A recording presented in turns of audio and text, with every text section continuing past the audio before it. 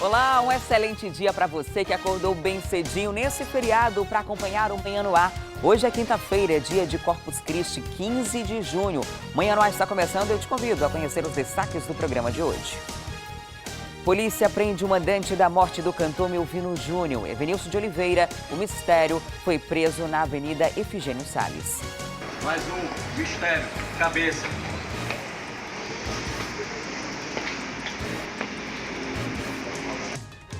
Representantes de partidos políticos discordam de proposta para horário da propaganda eleitoral exibida no rádio e TV. Estamos propondo o melhor horário, cumprindo a lei, dentro do que a lei determina e da melhor forma que as emissoras consigam atender. O caso deve ser definido pelo Pleno do TRE. E o governador interino anuncia economia de 315 milhões de reais, depois de rever contratos na saúde e educação. Mas se assim fizesse, a gente poderia sofrer alguma descontinuidade de atendimento, de ações. Então, eu peguei duas secretarias, as duas maiores secretarias, e vou fazer isso ainda com as demais secretarias. Davi Almeida aproveitou para se declarar contrário à decisão do partido em apoiar a candidatura de Amazonino Mendes para o governo do Amazonas. E o Detran identifica esquema de fraude na liberação de veículos e expedição de CNH. No quadro Mais Saúde de hoje, fazer uso de remédios caseiros é um hábito em boa parte do país. Mas você sabia que algumas plantas são tóxicas e podem até mesmo levar à morte? Tem ainda as notícias do esporte e também Boi Bumbá. Ontem teve sorteio que definiu a ordem de apresentação do Festival de Parintins. Isso e muito mais a partir de agora. Manhã no Ar, o seu dia começa aqui.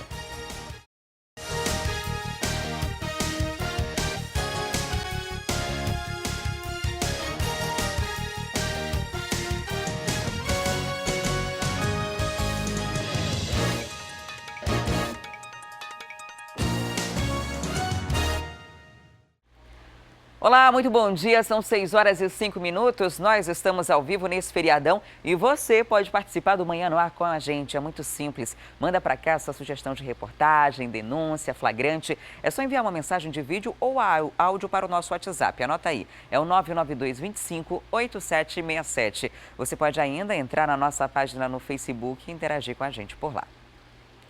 E a gente começa a edição do Manhã no Ar de hoje falando de um acidente que aconteceu nessa madrugada na Avenida Djalma Batista. A Thea Morel está no local e tem os detalhes pra gente. Olá, Thea, bom dia. Qual a situação aí no local? Alguém ficou ferido? Qual a gravidade desse acidente? Bom dia, Adriane. Bom dia a todos. Olha só, nós tivemos feridos, sim, nesse acidente que aconteceu por volta de 4h30 da madrugada. A Avenida Djalma Batista passou mais de 1 hora interditada nos dois sentidos. Há cerca de 15 minutos, mais ou menos, é que ela foi liberada, e a gente consegue ver aqui ainda um pouquinho do que sobrou na pista, né, em relação a esses acidentes, né? Quando a gente chegou aqui nesse local, a gente ainda conseguiu ver o momento em que um dos carros estava sendo retirado. Ele ficou aqui, olha, Adriane, a gente consegue ver aqui o estrago que foi provocado por um desses carros. Ele entrou dentro dessa loja de colchões, que nesse momento está aberta, né? Nessa madrugada ela vai ficar aberta. A gente tem muitos estilhaços de vidro aqui que sobraram. Tem o isolamento que foi feito pela equipe da Polícia Militar, né? E aqui nesse local, um dos carros, né? Um carro prateado, um Clio, foi jogado para dentro dessa loja de colchões. De acordo com a Polícia Militar, que estava aqui no momento em que nós chegamos, a dinâmica do acidente foi mais ou menos assim. Ela envolveu dois carros, um carro Polo vermelho, que de acordo com a polícia estava em alta velocidade aqui pela Djalma Batista e teria jogado o outro carro, o Clio, aqui para dentro da loja de colchões. Depois disso, o motorista do Polo tentou fugir pela Avenida Djalma Batista e acabou batendo mais lá na frente, né? O carro dele ficou, na verdade, enganchado no canteiro central porque bateu em uma das árvores um pouco antes de chegar na Rua Pará. Quem estava dirigindo o carro Polo que provocou o acidente foi o Roberval Barbosa Colares. De acordo com a Polícia Militar, ele foi atendido, ele foi levado para o pronto-socorro João Lúcio e ele apresentava sinais de embriaguez. A polícia informou que ele estava com uma pulseira de um bar, né, da área VIP do Porão do Alemão, e ele deve aí ter que desembolsar cerca de R$12 mil só em multas, Adriane. A polícia conseguiu descobrir que o Roberval, né, além de estar dirigindo embriagado, além de estar dirigindo em alta velocidade, não tinha carteira de habilitação e o veículo estava aí com o licenciamento atrasado. Além disso, pelo fato dele ter batido no outro carro e não ter prestado socorro, ele também deve ser penalizado, né? A outra pessoa que estava no carro, na verdade, no carro que ficou aqui na loja de colchões, né, no Clio, existiam 3 pessoas. O motorista era o José Antônio da Fonseca, que também ficou ferido, recebeu atendimento aqui do Serviço Móvel de Urgência, saiu com vida, saiu com ferimentos, mas ele recebeu realmente atendimento porque o carro aqui, ele capotou, viu, Adriane? Ele ficou realmente de cabeça para baixo. O seu José Antônio foi levado também para o pronto-socorro. Aparentemente, de acordo com a polícia, ele não estava com sinais de embriaguez, né? Ele estava com outras 2 pessoas e ele também vai ter que, de alguma maneira, ser responsabilizado pelo acidente. Ele vai ter que responder, na verdade, ao inquérito policial para se saber se ele também teve algum tipo de responsabilidade ou não.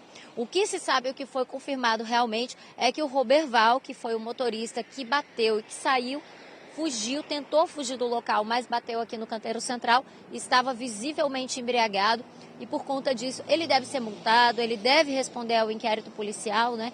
Uma coisa que poderia, inclusive, ter causado bastante transtorno na cidade. Se a gente não estivesse hoje num dia realmente de feriado, onde a Djalma Batista está relativamente tranquila, né, principalmente nesse horário, isso com certeza teria causado um grande transtorno para a população, porque a Djalma Batista é uma das principais avenidas da cidade e ela ficou interditada nos 2 sentidos. Nesse momento, o estrago que a gente tem realmente é só na loja de colchões. A avenida está totalmente liberada, mas os 2 carros tiveram que sair daqui realmente rebocados. Nenhum deles teve condição de sair com seus motoristas dirigindo, porque os 2 motoristas ficaram feridos e porque os carros também não tinham mais condição de trafegar pela cidade. Adriane. Agora, até o Roberval estava todo errado, né? Primeiro que tinha ingerido bebida alcoólica, não tinha habilitação, estava dirigindo, estava com excesso de velocidade, o carro também estava com a documentação atrasada, enfim, e é uma pessoa irresponsável, né? Porque não só coloca a própria vida em risco, como a vida das outras pessoas que não tem nada a ver com isso. A gente que trabalha na madrugada já toma um certo cuidado quando vem trabalhar. A gente tem gente chegando aqui por 1 hora, 2 da madrugada, tem gente chegando e vai chegando ao longo da madrugada inteira e todo mundo fica muito mais apreensivo, porque sabe que muita gente, em dia de feriado como hoje, acaba ingerindo bebida alcoólica e indo para o volante. Poderia ter matado alguém. E se isso acontecesse, ele responderia por homicídio doloso, né? Que é quando há intenção de matar. Quando você faz algo desse tipo, você está assumindo essa responsabilidade. Exatamente, é como a gente sempre fala, né, Adriane? A partir do momento em que a pessoa realmente ingere a bebida alcoólica, anda em alta velocidade, você sabe que o seu reflexo já está alterado. A partir do momento que você assume esse tipo de responsabilidade, se você tivesse provocado a morte, se o Roberval tivesse provocado realmente a morte dessas pessoas, não só do seu José Antônio, como também das outras pessoas que estavam no Renault Clio, né? Com certeza ele teria sim que ser responsabilizado, porque ele está assumindo ali o risco de que esse acidente poderia acontecer, né? Felizmente, para o Roberval, não teve vítimas com morte, o acidente não teve mortes, o acidente não foi fatal e ele vai ter que responder aí pelo menos pela questão realmente da documentação, né? Existe uma equipe da Polícia Civil que, inclusive, estava fazendo uma blitz na Avenida das Torres, uma blitz de lei seca.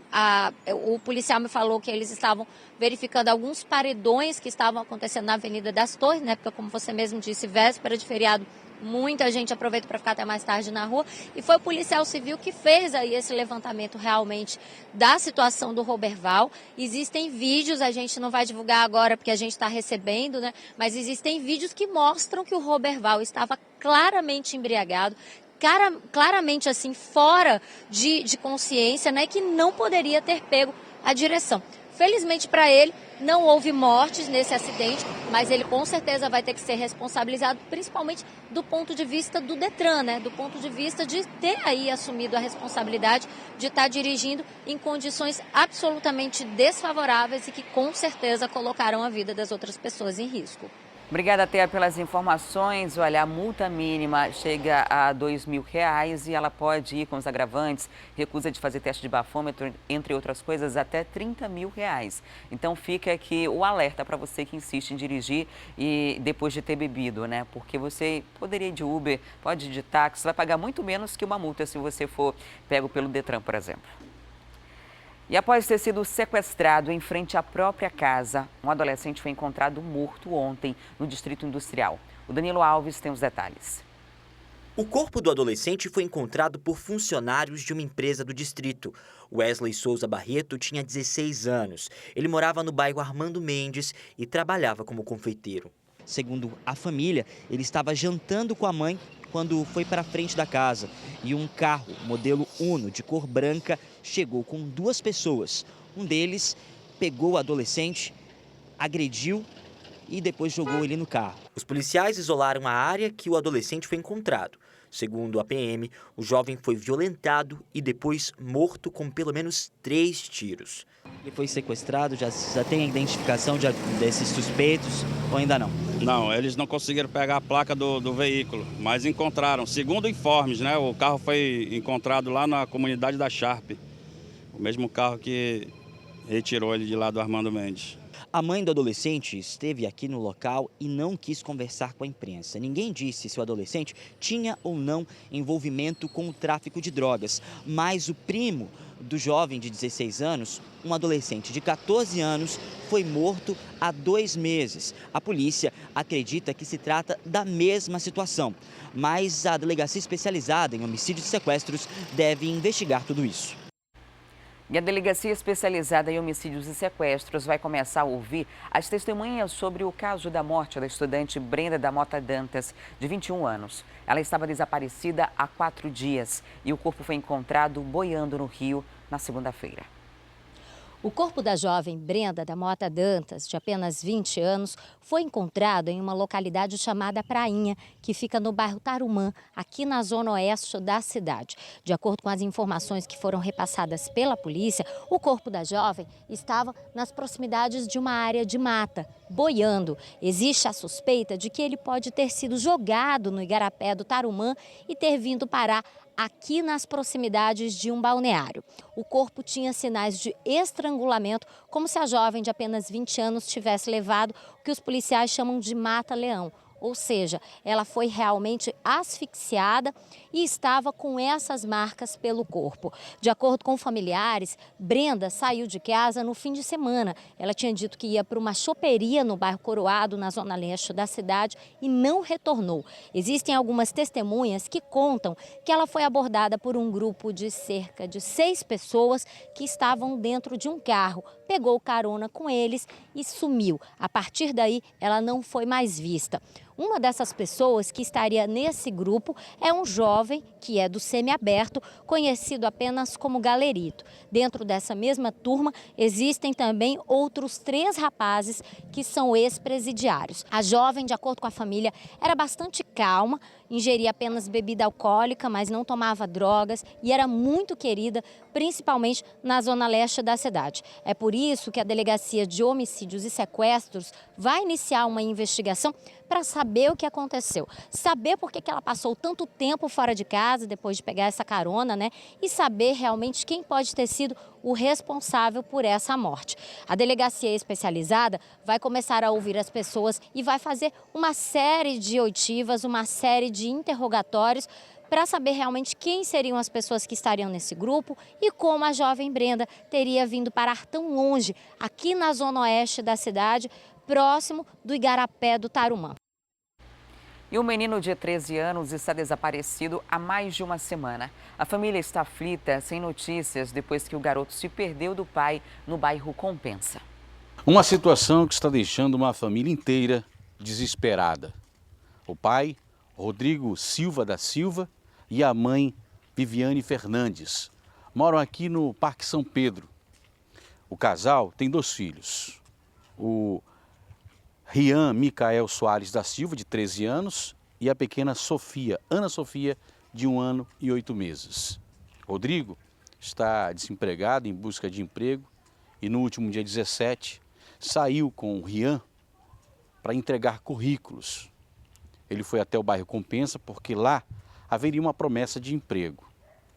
E Rian foi acompanhando o pai, como faz sempre. É um garoto esperto e sempre acompanha o pai quando sai para procurar emprego.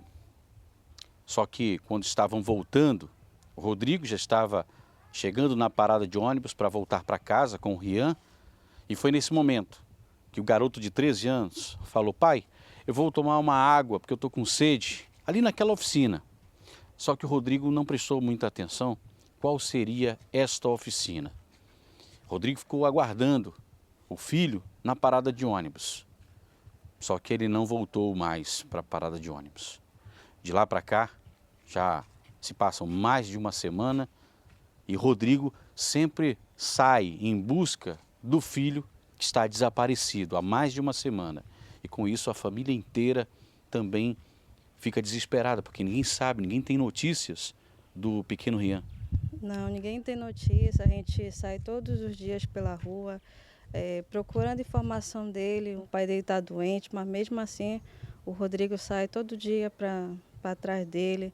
Eu também saio com a minha filha debaixo do sol, a gente vai atrás dele, mas a gente não encontra informação. A família toda tá atrás dele, lá do Pará, a família está toda atrás dele, a minha filha sente falta dele. A gente sente. O Rian Micael Soares da Silva, ele tem 13 anos de idade, é esse garoto que aparece nesta foto, na sua televisão. Ele estava trajando uma blusa preta do Brasil, calça jeans, tênis e estava com uma mochila preta nas costas. Quem tiver informações pode entrar em contato através de que telefone, pode também deixar informações no Facebook, nas redes sociais. Isso, meu número é 981921609. Aí o meu Face é Viviane Fernandes. Pode contato com a gente, lá a gente vai estar todo o tempo de estar lá. A informação dele, a família dele está atrás dele também. Se eu não consigo ter lá, a polícia, todo mundo está atrás dele, mas nenhum resultado até agora. E após uma denúncia anônima, a polícia prendeu um jovem de 18 anos que estava portando 35 porções de ox. Esse rapaz é o Leonardo Ítalo. Ele tem 18 anos e foi preso pela polícia. O Leonardo é suspeito de vender drogas no Beco Bragança, aqui próximo ao centro da cidade. Foi uma denúncia que levou a polícia a fazer mais essa prisão. O aspirante Elson Júnior foi quem atendeu a essa denúncia. Aspirante, quando vocês chegaram até o beco, o que foi, como foi a cena? O que foi que a polícia encontrou? Bom, nós paramos um pouco acima do beco, fizemos uma incursão a pé e quando chegamos já próximo ao rio, no final do Beco Bragança, nós encontramos esse elemento em atitude suspeita. Fizemos a abordagem, a busca pessoal e com o mesmo foi encontrado R$55 em notas trocadas, mais essas 35 porções aí de possivelmente ox. Agora, esse material todo que foi encontrado realmente configura aquilo que foi denunciado, a venda de drogas no beco? Provavelmente configura, né, nos leva a crer, devido ao fato de ter muitas porções, né, muitas trouxinhas, 35 trouxinhas e dinheiro trocado, né, que nos leva a acreditar que é dinheiro de venda. Ali de quem compra uma, duas trouxinhas, era R$55 em notas de 2, de 5, de 10 no máximo. Que aspirante, obrigado. O caso foi registrado aqui no 24º Distrito Integrado de Polícia e fica aí mais uma vez comprovada a importância da comunidade denunciar atitudes criminosas como essa. E a onda de assaltos não para de crescer na cidade. As pessoas estão se sentindo cada vez mais ameaçadas pelos bandidos. Os comerciantes estão com medo de abrirem suas lojas, seus mercadinhos e o que é pior, nem quem mora próximo a um distrito policial se sente seguro. Tudo isso você vai encontrar na Rua das Missões, no bairro Novo Israel, na zona norte da cidade. Hoje a nossa equipe de reportagem está aqui na Rua das Missões, mais conhecida como Ponte dos Assaltos. Já se sabe o motivo, né? A maioria dos moradores aqui da rua tem câmeras de segurança para tentar inibir a ação dos criminosos. Mas essas mesmas câmeras que foram colocadas para assustá-los são as câmeras que registram os assaltos que acontecem por aqui diariamente. Todo dia tem uma história diferente para contar. O primeiro vídeo que a gente vai mostrar para você mostra a ação de dois criminosos que estão em uma moto. Eles param a moto, o garupa de camisa vermelha desce, aborda a moça que está passando por aqui pela rua. Nesse momento, ele faz uma revista na vítima para identificar se ela tem algum celular, algum objeto de valor escondido no corpo. Como ele não encontra, ele leva a bolsa dela. Eu vou conversar aqui com esse morador que acompanha essa onda de assaltos aqui na rua. Uma parte dos moradores aqui que a gente conhece já foi assaltada, as mulheres daqui, nossa amiga aqui, a Loura. Essa casa aqui não tem mais nem conta que foi assaltada. Então a gente pede para o senhor governador Dalvi Almeida fazer alguma coisa pela gente, pedir alguma viatura para fazer alguma patrulha aqui, porque está difícil. De acordo com os moradores, o 18º Distrito Integrado de Polícia fica aqui pertinho, dá para ir caminhando até lá. Mas nem isso também assusta os criminosos. Não, é porque eles veem, não tem viatura, não tem polícia. Infelizmente, é isso. Esse outro morador também aqui da área foi vítima de assalto. De acordo com ele, 2 homens também estavam fazendo aqui um arrastão. Quem eles viam pela frente, eles iam assaltando. Vieram dali daquela rua da principal da Chico Mendes e vieram fazendo arrastão, pararam 2 senhoras ali. Quando eu vim indo para trabalhar, acho que umas 7h30 da manhã, né? Eles me pararam aqui em frente dessa igreja que tem aqui na rua. E aí, no caso, empunharam a arma e levaram o celular, né? E saíram, e isso já é rotina já. De manhã, de tarde, pela parte da noite. Nessa rua aqui, no caso que de noite é escuro, né? Além de ser mal assaltado, é escuro. E aí é um lugar propício para assaltos, né? E a gente já sai até com medo, né? Passou uma moto, todo mundo já se esconde. Eles agem sempre da mesma forma.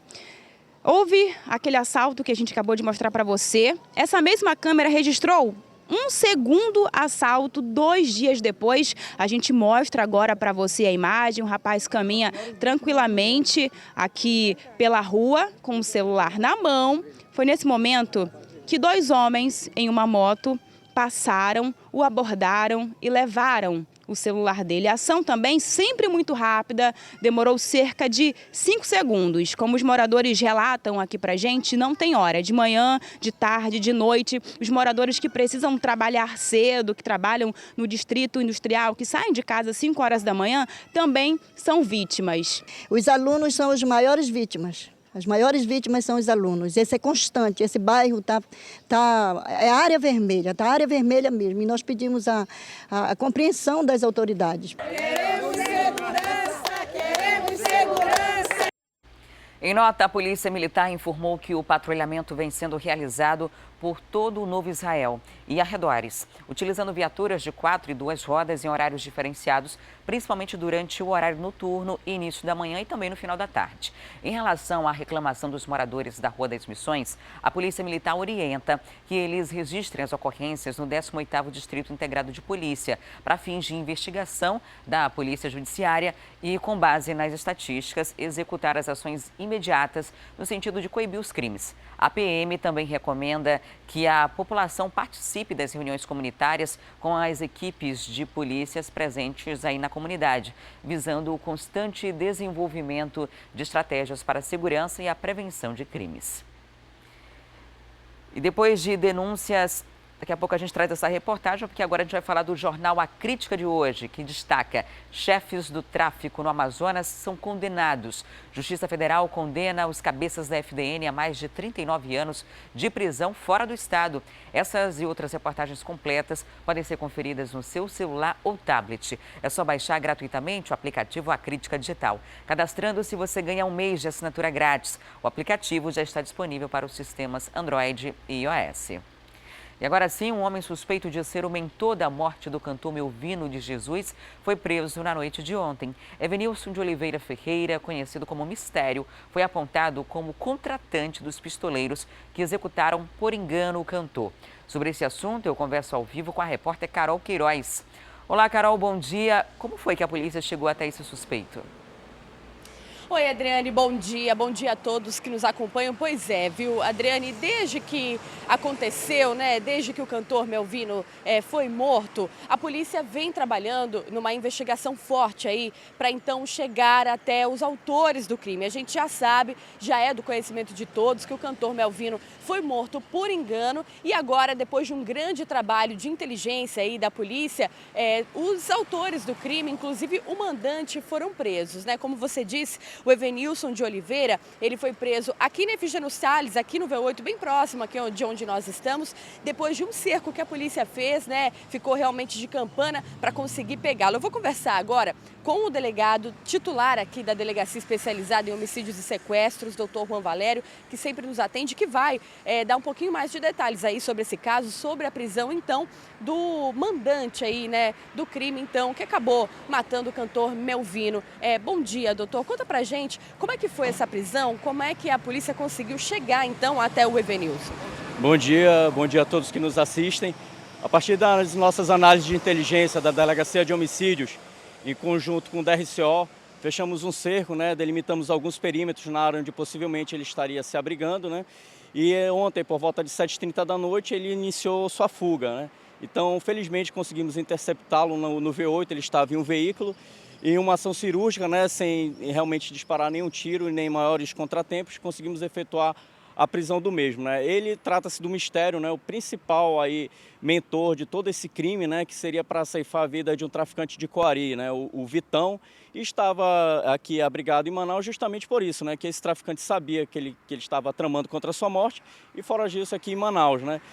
Infelizmente aí houve um equívoco na execução, né? Acabaram executando Melvino por engano, né? Porque no momento lá ele tinha características parecidas com o traficante que também estava na festa, né? Melvino tinha uma tatuagem no braço, estava com cordão e acabou levando em erro aí os seus executores. Vale destacar que apesar da confissão de todos os envolvidos que foram presos, temos nossas análises de inteligência e testemunhos, né, que nos levam à convicção de que foi realmente um erro aí na execução desse crime. O senhor dizia um pouquinho antes da gente começar a conversar aqui, viu, Adriane, que todos eles dizem estar arrependidos, né, do que fizeram. Afinal, o Melvino acabou sendo morto por engano, uma pessoa inocente e até uma pessoa muito querida, uma morte que causou muita comoção aqui na nossa cidade. Exatamente. É bom você tocar nesse aspecto, porque também eles falam isso tentando se eximir da culpa, como se isso aliviasse, né, a sua punição. Em verdade, o erro na execução, tecnicamente falando, serão levadas em consideração todas as características e qualificadoras que seriam inerentes se eles tivessem executado o Vitão. Então, a promessa de pagamento, motivo fútil e torpe, que seriam aplicadas ao verdadeiro alvo, serão todas aplicadas mesmo tendo sido a vítima distinta da que eles pretendiam. Olha, vale lembrar, né, para você que nos assiste, que os 3 homens que executaram, então, a morte, o crime, já foram presos pela polícia, né? O atirador, que é o Henrique, de 22 anos, o Caisson, de 23, e o Osivan também foram presos. Então, a polícia especializada em homicídios e sequestros, doutor, já considera o caso solucionado? Bem, ainda temos 3 foragidos, né, de menor importância, exceto o Marcos, que também era um traficante ali, que ele atua num barco pesqueiro nas mediações de Codajás, bem como o Índio, que também participou aí do homicídio ativamente do soldado Portilho, que também estava na situação em Codajás, justamente com o executor, com o Henrique. Aqui fica nosso agradecimento ao Ministério Público, Judiciário, que agiram de maneira célere no deferimento das medidas que foram possíveis para o desencadeamento de nossa operação, bem como o doutor Guilherme Torres, do DRCO, que nos deu todo o apoio em conjunto nas análises de inteligência junto com a Delegacia de Homicídios e toda a minha equipe que está diuturnamente desde quinta-feira empenhado nisso, todos os delegados, escrivães e investigadores. Olha, pois é, Adriane, por isso eu aproveito para falar, a gente está vendo o delegado aqui, né, aqui paramentado de uma forma diferente, é porque a delegacia e todos os agentes continuam em operação, mesmo no feriado, ninguém para de trabalhar, né? Exatamente, porque apesar de alguns desses foragidos não estarem em nosso estado, nossas análises de inteligência, elas continuam, né? Até para tentar, nós estamos também trabalhando em sincronia com algumas delegacias do interior, até porque sabemos que o Índio é de Tefé, né? E bem como esses executores, como o Dentinho, também pode estar num desses interiores, sendo abrigado por esses traficantes que queriam a morte desse Vitão de Coari. E, infelizmente, não temos como trazer nosso amigo Melvino de volta, mas fica aí a sensação de justiça, né, para seus familiares, amigos e fãs. Tá certo, muito obrigada, doutor, pelas informações. Bom trabalho para o senhor e para toda a sua equipe. Adriane, então é isso, né? Infelizmente aí a polícia agora, pelo menos prendendo, né, essas pessoas aí que cometeram esse crime bárbaro contra uma pessoa maravilhosa, que era o Melvino, mais conhecido como Júnior da Júnior e Banda. Volto com você. Obrigada, Carol. E depois de denúncias feitas por consumidores, a Vigilância Sanitária fez uma fiscalização nas panificadoras de Manaus. E entre as irregularidades encontradas estão produtos fora do prazo de validade e mal acondicionados. Nesta panificadora, na zona norte da cidade, mais de 6 quilos de comida foram parar no lixo porque estavam fora da validade. Além disso, os fiscais também encontraram irregularidades na estrutura do prédio e alimentos sem a indicação de quando foram feitos. O local não chegou a ser interditado, mas o dono do estabelecimento recebeu uma notificação. Eu recebi a orientação, né, de que o ideal é ter uma engenheira de alimentos, a gente vai providenciar para me ajudar nesse setor, até porque eu estou começando agora, esse aqui eu quero fazer o melhor. Esta outra padaria também foi notificada. Aqui foram jogados mais de 6 quilos de alimento. A Vigilância Sanitária intensificou as fiscalizações porque o número de denúncias a respeito desse tipo de negócio aumentou. Denúncias com referência à falta de higiene, alimentos mal acondicionados, as pessoas que comem e passam mal, né, por alguma questão do alimento mal acondicionado, muitas das vezes vencida, o local sem as mínimas condições de higiene. Então, a vigilância tem uma equipe de fiscal, plantão, onde as denúncias chegam e a gente manda verificar em loco. E em situações como essa, você é o principal fiscal, né? E pode fazer as denúncias se encontrar qualquer tipo de irregularidade em panificadoras ou outros estabelecimentos. O telefone é o 0800 092 0123. E depois de tomar posse no Ministério da Indústria e Comércio, o engenheiro Apio da Silva Tolentino assumiu ontem oficialmente a superintendência da Zona Franca de Manaus e já começa a articular o apoio do setor industrial.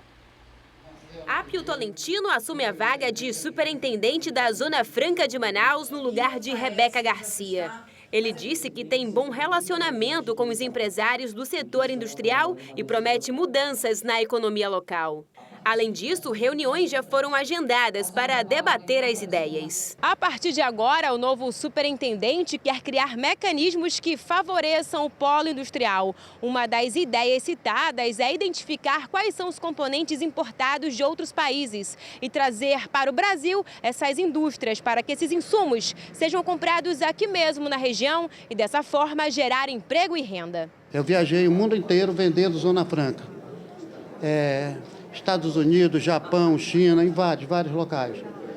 Então, eu tenho uma ideia de como e onde nós podemos fazer esse trabalho. Para o diretor executivo do Centro de Indústrias do Amazonas, a experiência do superintendente vai contribuir para que ele alcance sucesso no novo cargo. E o superintendente que está entrando é uma pessoa do estado do Amazonas, um servidor de carreira do estado, e certamente traz consigo a vontade de acertar, fazer o melhor pelo nosso estado. Boa sorte aí na nova gestão. E agora a gente fala das eleições suplementares. Os representantes dos partidos discordaram da proposta apresentada pelo TRE para os horários de propaganda eleitoral que será exibida no rádio e na televisão. O caso deve ser definido agora pelo Pleno do Tribunal Regional Eleitoral. O TRE mostrou a proposta de horários para a propaganda eleitoral gratuita, feita pelo sindicato representante dos partidos políticos. Pela proposta, os programas de 10 minutos vão ser exibidos nas rádios e TVs às terças, quintas e sábados em 2 horários, 11h30 da manhã e 6h10 da noite. A exibição vai do dia 10 de julho até 3 de agosto. Nesse sentido, estamos propondo o melhor horário, cumprindo a lei, dentro do que a lei determina, e da melhor forma que as emissoras consigam atender. Mas os partidos discordaram do sindicato e do Tribunal Regional Eleitoral. Para eles, os horários mais interessantes seriam 1 hora mais tarde, ao 12h30 e às 7h30 da noite. O pedido vai ser analisado pelo Pleno do TRE. Essas posições tomadas pelos partidos nessa reunião serão levadas ao relator do processo que irá avaliar, né, para submeter ao Pleno, e o Pleno é que decidirá qual a melhor forma de estabelecer essas regras para a propaganda eleitoral. Os candidatos das eleições suplementares para governador precisam se registrar até a próxima segunda-feira. Para atender a demanda, o TRE vai funcionar no fim de semana em esquema de plantão. A distribuição do tempo entre os partidos vai ser no dia 22 de junho.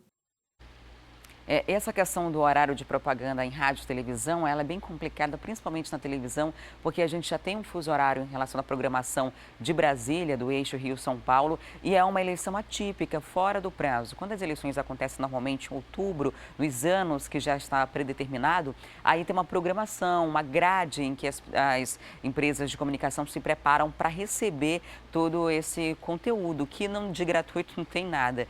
E, em compensação, agora é um período em que as programações já estavam previstas e o TRE tentou se adequar a essa realidade com propagandas 3 vezes por semana. E aí, então, agora o Pleno vai decidir o melhor horário, se vai atender ou não à exigência dos partidos que quer tentar atrasar um pouquinho mais, pelo menos 1 hora, o tempo de propaganda eleitoral gratuita, que é bem pequeno, né? De 10 minutos, 3 vezes por semana nessa eleição suplementar. Até segunda-feira a gente deve conhecer todos os candidatos ao governo do Amazonas, né, que vão se lançar durante esses dias. As convenções já começaram.